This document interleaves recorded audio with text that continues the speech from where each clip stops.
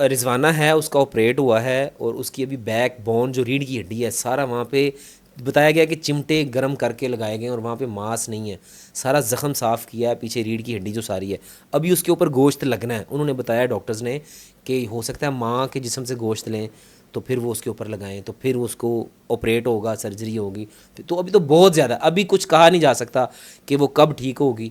Doctors का भी यही कहना है कि हमें अभी कोई पता नहीं कि कब ठीक होगी और कितना टाइम लगेगा। अब रिजवाना तशद्दुद केस में जो जिनके घर काम कर रही थी सिविल जज आसिम हफीज़ साहब, उनको सिविल जज की सीट से उतार दिया गया है। जब वहाँ पे गया कमरे में तो वो बिल्कुल तकलीफ़ से करा रही थी, देखने की ऐसी हालत है कि अल्फाज मेरे पास नहीं है कि वो कितनी तकलीफ़ में थी इस वक्त।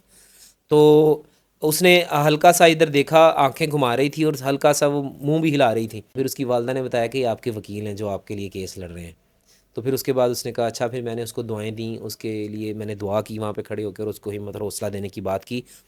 उसके बाद फिर वो सिर्फ ये करा रही थी कि तकलीफ़ से ना वो बस करा रही थी उसकी आवाज़ें कि अम्मी पेट में बड़ा दर्द है, इधर बहुत दर्द हो रहा है। मतलब वो बच्ची के ऊपर मांस ही नहीं, ऐसे लग रहा है जैसे ढांचा पड़ा हुआ है और तकलीफ़ से इतना करा रही है ना कि मैं आपको क्या बताऊं कि वो मेरी मिसेज़ के भी हालात जो थे ना वो बहुत परेशान हो गई। उसके भी आंखों में आंसू थे कि तू बच के जाएगा, तू ऐत की इस्लामाबाद आएगा तो तेनों वेख लांगे। तो मतलब इस तरह की मैसेजेस और कॉल्स और धमकी अमेज़ चीज़ें वो मेरे सामने आती हैं, लेकिन मैं बॉदर नहीं करता। मुझे पता है कि मेरा अल्लाह मेरे साथ है और हक और सच पे खड़े हैं। जान भी चली जाएगी, नो इशू नो प्रॉब्लम, मैं डरता नहीं हूँ, क्योंकि हक की खातिर अगर जान जाएगी तो कम से कम शहीदों में नाम तो आएगा।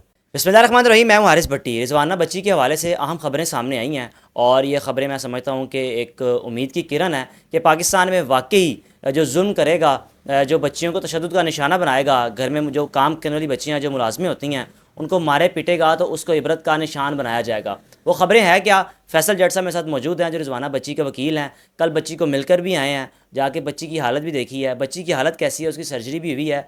आज पुलिस को उसने बयान रिकॉर्ड करवाया, क्या रिकॉर्ड करवाया और इस केस में मज़ीद क्या अपडेट हुई है, जट साहब की ज़बानी जानते हैं। अस्सलाम वालेकुम। वालेकुम अस्सलाम। जट साहब जुड़े हुए हैं, नहीं छिड़ रहे आप, नहीं टूट रहे। सर क्या हुआ? सुना है कि काफ़ी कोई बड़ा शख्स उसको उतार दिया गया। जी बिल्कुल, जो रिजवाना तशद्दुद केस में जो जिनके घर काम कर रही थी सिविल जज आसिम हफीज़ साहब, उनको सिविल जज की सीट से उतार दिया गया है। क्या बात है सर, ये कैसे मुमकिन हुआ?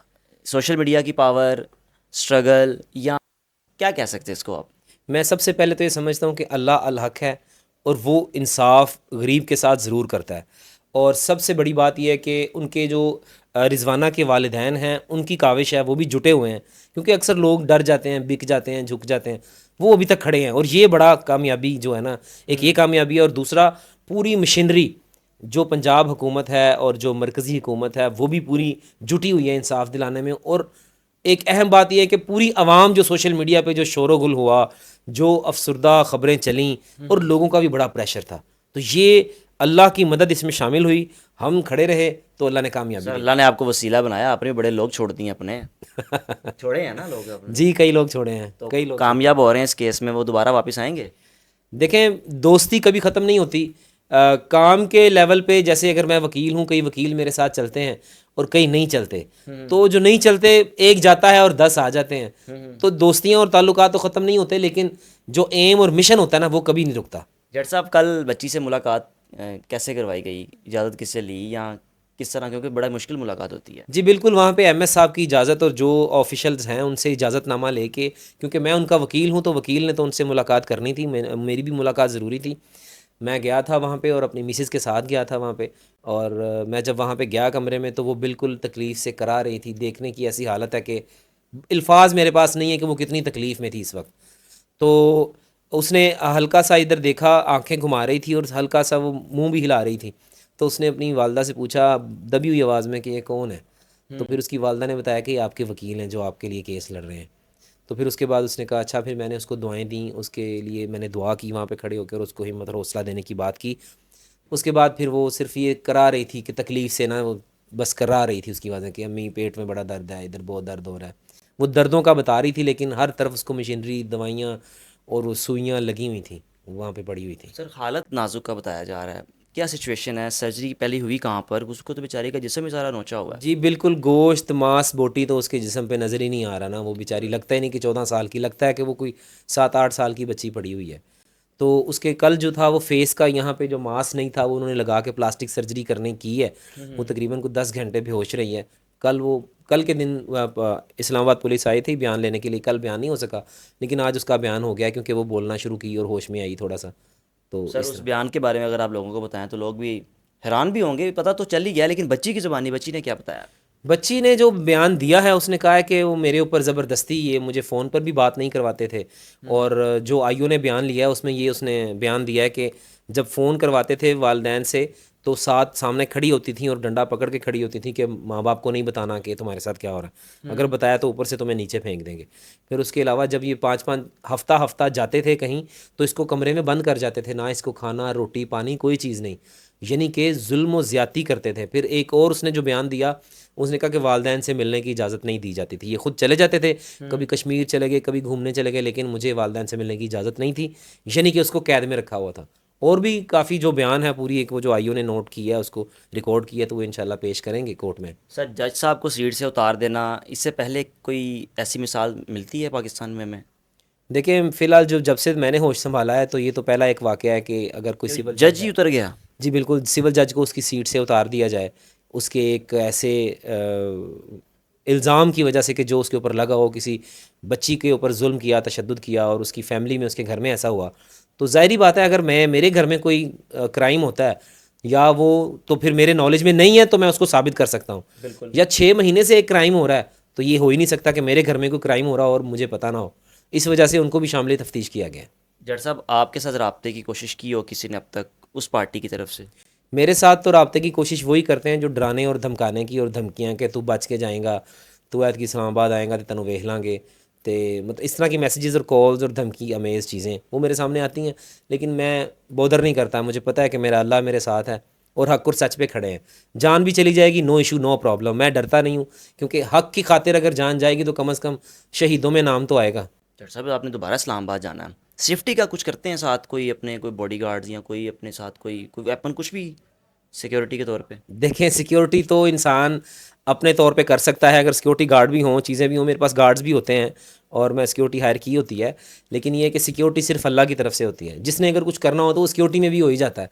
लेकिन मेरा अल्लाह मेरी सिक्योरिटी है और रिजवाना की कामयाबी हो जाए, इसकी सेहत हो जाए और मुलजिमान को सज़ा मिल जाए, इसमें मेरी कामयाबी है और यही मेरी सिक्योरिटी है, मैं समझता हूँ। सर कल डॉक्टर से आप मिले हैं, डॉक्टर्स ने क्या बताया आगे मज़ीद सर्जरी कितनी होंगी, कितना वक्त लगेगा, या गारंटी भी देते हैं कि बच्ची की बचने के हैं चांसेस? जी तो वो जो रिजवाना है उसका ऑपरेट हुआ है और उसकी अभी बैक बोन जो रीढ़ की हड्डी है सारा वहाँ पे बताया गया कि चिमटे गर्म करके लगाए गए हैं और वहाँ पे मांस नहीं है, सारा ज़ख़म साफ़ किया है, पीछे रीढ़ की हड्डी जो सारी है अभी उसके ऊपर गोश्त लगना है। उन्होंने बताया डॉक्टर्स ने कि हो सकता है माँ के जिस्म से गोश्त लें तो फिर वो उसके ऊपर लगाएं तो फिर उसको ऑपरेट होगा, सर्जरी होगी। तो अभी तो बहुत ज़्यादा, अभी कुछ कहा नहीं जा सकता कि वो कब ठीक होगी। डॉक्टर्स का भी यही कहना है कि हमें अभी कोई पता नहीं कि कब ठीक होगी और कितना टाइम लगेगा। सर तफ्तीशी जो इस केस में है, उन्होंने आखिर उस खातून से इंक्वायरी तो की होगी, अब तक वो इंक्वायरी कहाँ तक पहुंची है? खातून उसी अपने अल्फाज में डटी हुई है कि बस मैं तो कुछ नहीं, बस इसकी माँ ने आंखों में उंगलियां मारी हैं। देखें अभी तक तो जो उनकी बेल्स उन्होंने अप्लाई की हैं कोर्ट में सारी बहस हुई है, हर चीज़ ऑन द रिकॉर्ड है, आईओ ने हर चीज़ रिकॉर्ड की है। जो जो चीज़ें थी वो सारी झूठी साबित हो गई हैं। जैसे उन्होंने कहा कि जी हमने तालीम के लिए रखा हुआ था, तालीम के लिए वो कारी साहब का बयान लिया आईओ ने, तो कारी साहब कहते हैं कि जी मैं तो सिर्फ सिविल जज के बच्चों को पढ़ाता हूँ, मुझे नहीं पता ये कौन है। तो साफ जाहिर है हर चीज़ उनकी झूठी साबित हो गई है, तो इसलिए वो जेल में है। अगर वो सच्ची होती तो वो जेल में थोड़ी होती। सर आखिर में बता दें, अपनी मिसिज़ के साथ आप गए हैं, तो आपकी मिसिज़ क्या जज्बात होंगे? आखिर औलादें हैं, आपके भी बच्चे होंगे, बीवी के आपके क्या जज्बात थे वो देखते ही? देख दिमाग पे बस ये फ़ौरन निकल गई भाई कि वो फ़ौरन बाहर आ गई, वो अंदर खड़ी नहीं रही और उनकी आंखों में आंसू थे कि ये जो सूरत हाल की है, कि ये क्या हाल किया है, कि मतलब सर पे भी वो कोई चीज़ें लगाई हुई हैं, अभी रेशा सर से भी नहीं साफ़ हुआ सही तरह से। मतलब वो बच्ची के ऊपर मांस ही नहीं, ऐसे लग रहा है जैसे ढांचा पड़ा हुआ है और तकलीफ़ से इतना करा रही है ना कि मैं आपको क्या बताऊं कि वो मेरी मिसिज़ के भी हालात जो थे ना वो बहुत परेशान हो गई, उसके भी आंखों में आंसू थे। सर 22 अगस्त को क्या होने जा रहा है? 22 अगस्त को उन्होंने पेश करना है कोर्ट में मुलजिमा सोमिया को। और उसके बाद ये है कि देखेंगे फिर कोर्ट क्या डिसाइड करती है, क्योंकि वो भी रिमांड पर हैं तो वो पुलिस उनको लेके आएगी वहाँ पे। मेरी आईओ से कल बात हुई थी तो आईओ ने कहा है कि वो जो पुलिस है वो लेके आएगी उनको कोर्ट में, क्योंकि मैंने आईओ से भी तफसील लेनी थी क्या हुआ, फिर मेडिकल रिपोर्ट भी जो चीज़ें मुझे चाहिए थी वो मैंने ली हैं उनसे। तो सिविल जज साहब को सीट से उतार दिया गया है और वो भी इसमें शामिल तफ्तीश होंगे इंशाल्लाह। तो अब देखते हैं क्या होता है, इंशाल्लाह इंसाफ होगा आगे। बिल्कुल जी, इंशाल्लाह। और अल्लाह की यहाँ बड़ी उम्मीद है कि इस केस में जितने भी मुल्ज़िमान हैं उनको इबरत का निशान बनाया जाएगा और पाकिस्तान में एक ऐसी मिसाल कायम की जाएगी कि किसी भी बच्ची को, ख़्वाह वो कोई मुलाजमा हो या किसी घर कोई अपनी ही बच्ची क्यों ना हो, कोई अपना अपना घर का फ़र्द ही अब ऐसे किसी बच्चियों पर जुल्म ना करे कि उस बच्ची का जिस्म का शायद ही कोई हिस्सा हो जो ज़ख्मी ना हो, जिस्म उसका चिकना चूर हो चुका हुआ है और हालत ऐसी है कि हड्डियाँ नज़र आ रही हैं। अब उस बच्ची को रिकवर करते करते एक अरसा लगेगा, लेकिन मैं समझता हूँ कि अगर वो ख़ातून सोमिया 22 तारीख को बाहर आ जाती है तो यकीन जानिए कि एक अजीब सी एक मिसाल कायम हो जाएगी और जो लोग ये जुल्म कर रहे हैं, जो घरों में मुलाजमें होती हैं, उनको भी एक कॉन्फिडेंस मिल जाएगा कि भाई कोई बात नहीं, 1 डेढ़ महीना जेल गुजारनी है, उसके बाद आपकी रिहाई हो जाएगी। अपने मेज़बान को इजाज़त दीजिए। अल्लाह हाफ़िज़।